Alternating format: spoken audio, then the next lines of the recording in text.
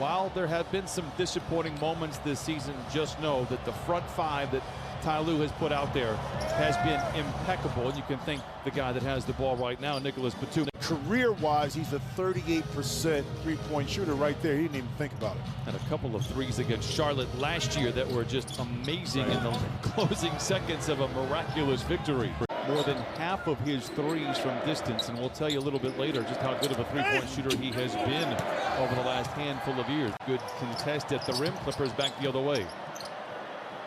So the jinx is strong today. And that's why I talked to you about doing stuff like that. For the Chicago Bulls, the time difference has something. Now, speaking of routine, that's a great pick and roll right there to the corner for Levine.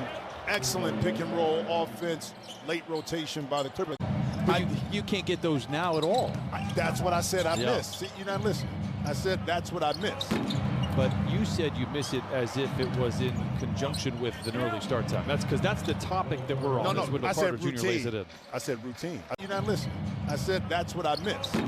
But you said you miss it as if it was in conjunction with an early start time. That's because that's the topic that we're on. I said routine. I wasn't impressed by that. I wasn't impressed at all. A little salty, a little salty.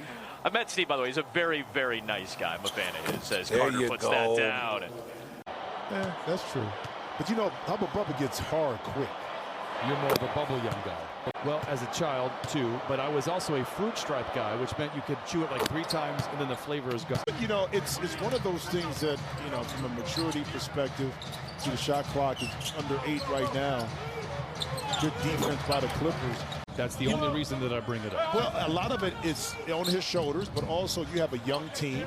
You know, with you, it's always hard and difficult to consistently feeling the groove a little bit, I would say. You know, a little saucy in his game early on.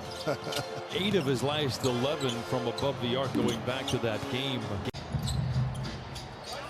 Lue dashing down the lane, absorbs the contact, floats it up, but Nani and Zubats battling on the glass cannot come away with the loose ball. Chicago by 6.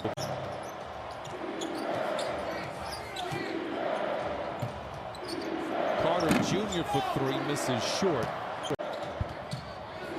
Levine at distance, watched by George. Whistle. Turnover again for Chicago. Levine at distance, watched by George. Whistle. Turnover again for Chicago. You know, from the Clippers. Carter had 23 and 7. He said against the Lakers, he said, that's who I really am. If you're really that way, you have to be more consistent to be able to do that. Maybe not at the 23-point mark. That's playing defense, Brian, we talked about, without fouling. Carter Jr. inside gets a great look at the rim and leaves it home. Yeah, you see, middle pick and roll.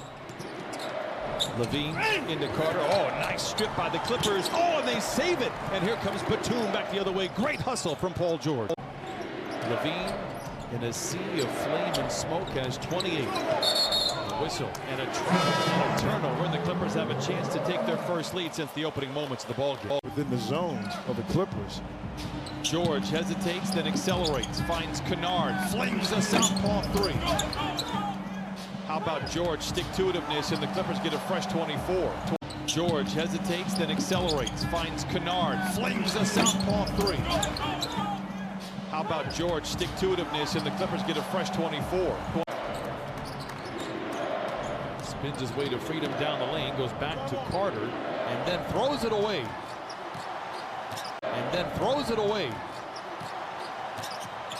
Kawhi to Senior, to the rim, no! But a whistle and a foul.